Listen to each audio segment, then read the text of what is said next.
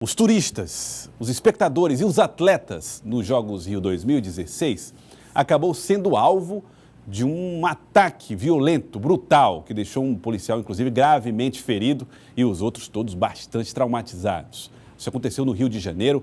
O policial piauiense estava compondo essa equipe, foi alvo dos criminosos, dos bandidos. E Tiago Melo acompanha essa história e traz para nós mais informações em relação a isso. Tiago Melo, assustador o cenário no Rio de Janeiro, cenário de violência. E que susto também para essa família do policial piauiense, que por pouco não foi vítima desses tiros, não foi vítima da morte.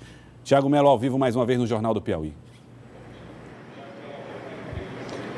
Olá, Joelson, boa tarde mais uma vez. É verdade, a viatura estava em patrulhamento pela Avenida Brasil. Nós que tivemos a oportunidade de passar pelo Rio, chegamos ontem de lá, a Avenida Brasil está sendo muito patrulhada, a cerca de 2 quilômetros de distância. A cada 2 quilômetros há, inclusive, uma viatura com militares ou do Exército, ou da própria Polícia Militar, ou da Força Nacional. Ocorre que, por algum motivo, essa viatura da Força Nacional deixou a Avenida Brasil e, por engano, de acordo com o informe, a nota repassada pela própria Força Nacional, teria entrado em uma vila onde foi recebida a tiros. O piauiense estava dentro da viatura. Hoje a TV Cidade Verde conseguiu conversar com ele.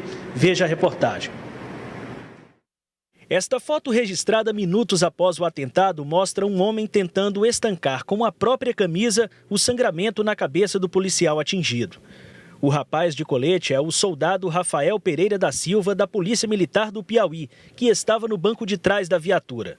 Por telefone, conseguimos falar com ele. Avisa minha família que eu estou bem, Agora é rezar pelo companheiro que foi aqui alvejado. Tentei fazer o que pude, estancar a hemorragia dele, que teve um ferimento muito grande. Fomos socorridos aqui, fomos apoiados pela equipe do Exército, que estava próximo. E agradecer também ao motorista da ambulância, que foi muito profissional na hora. Foi muito ágil lá no atendimento. Estamos bem. Rafael não se feriu. Na manhã de hoje, já estava na Vila da Força Nacional. O colega que pilotava a viatura, soldado Hélio Vieira Andrade, foi ferido gravemente com um tiro na cabeça. O militar do estado de Roraima passou por uma cirurgia de 4 horas e permanece internado. Ao lado dele estava o capitão Allen Marcos Rodrigues Ferreira, da PM do Acre, também atingido no rosto. Ele relatou a ocorrência enquanto aguardava o socorro. A viatura, a gente estava indo lá no centro. O motorista entrou aqui na estação, os caras atiraram, atingiram a viatura. Atingiram a viatura aqui, eu fui atingido. O motorista foi atingido. E tem outro combatente também, ele está atingido, ele ficou fora da viatura. Eu saí. Corri, tinha a equipe do Exército, está lá perto. A equipe do Exército está lá perto. O motorista, eu acho que o motorista foi atingido de frente, que ele não conseguiu sair da viatura. O motorista foi atingido de frente. O táxi aqui está me dando apoio, eu estou me levando aqui para o hospital. A guarnição da Força Nacional foi surpreendida por criminosos ao deixar a Avenida Brasil e entrar por engano numa vila no Complexo da Maré, no município do Rio. O ministro da Justiça, Alexandre Moraes, classificou o ato como covarde e falou das providências. Em primeiro lugar, eu queria tranquilizar a família do capitão Allen, do soldado Rafael, 2 dos 3 que estavam na viatura.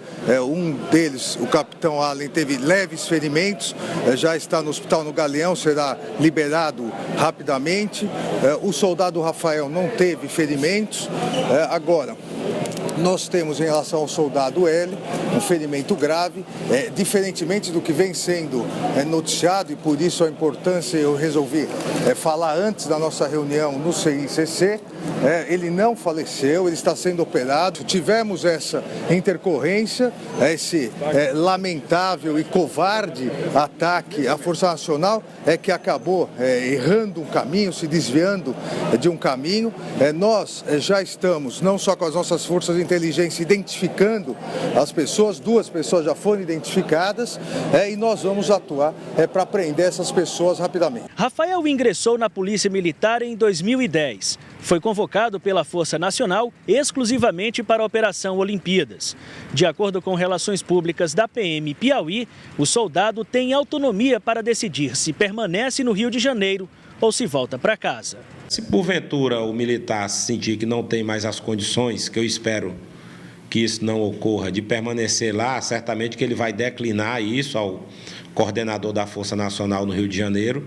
A Força Nacional vai avaliar e certamente deliberará sobre esse episódio. Como também, se a Força perceber a necessidade de que ele seja reapresentado ou apresentado aqui à Polícia Militar do Piauí, certamente que essa decisão partirá da coordenação da Força Nacional. E ele também pode fazer essa opção?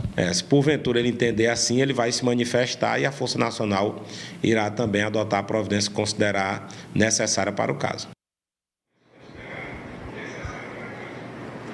O soldado Rafael foi muito comedido nas palavras ao conversar conosco hoje pela manhã por ter sido orientado pela própria Força Nacional a não entrar em detalhes. Mas, pelo que conversamos com ele, ele disse que não retorna agora ao Piauí, deve permanecer por mais tempo lá no Rio de Janeiro. A Força Nacional, em nota enviada à imprensa ainda ontem, declarou que já estava estudando, junto a outras forças de segurança, uma resposta a esse ataque grave ocorrido lá no Rio de Janeiro. Joelson.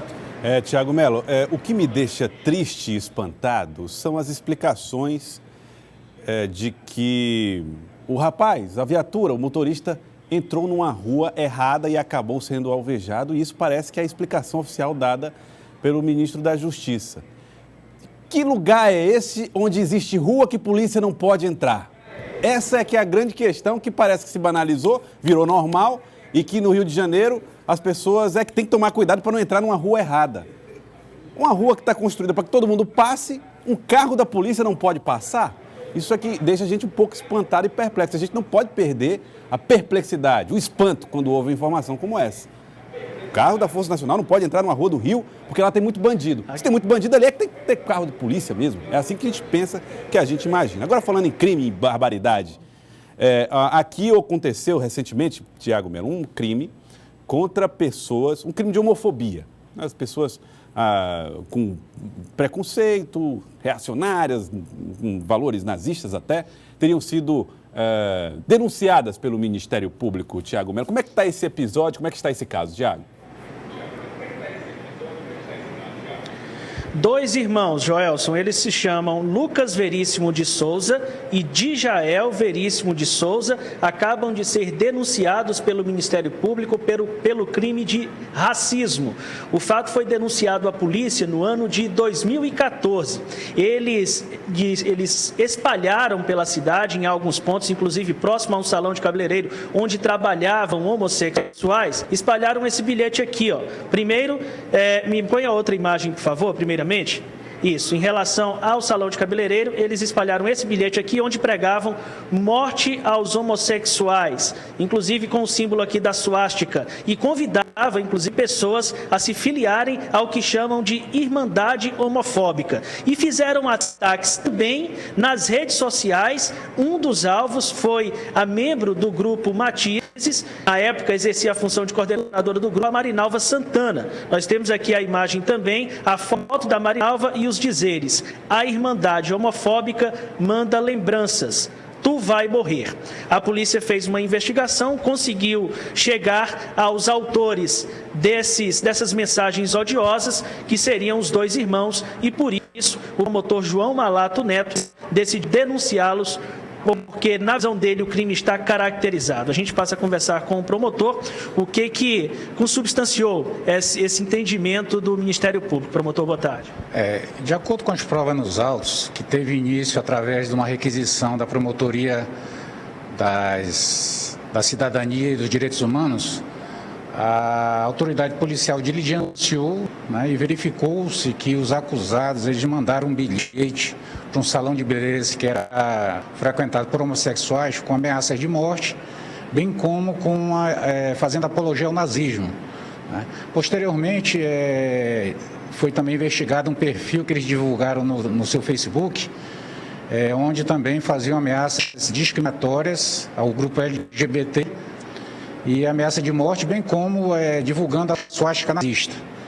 Em virtude disso, foi feita a quebra de sigilo telefônico e telemático dos acusados, onde comprovou-se que a autoria era um deles e o Ministério Público denunciou pelo crime de racismo previsto na Lei 7.716 de 89, no seu artigo 20, parágrafos 1º e 2º.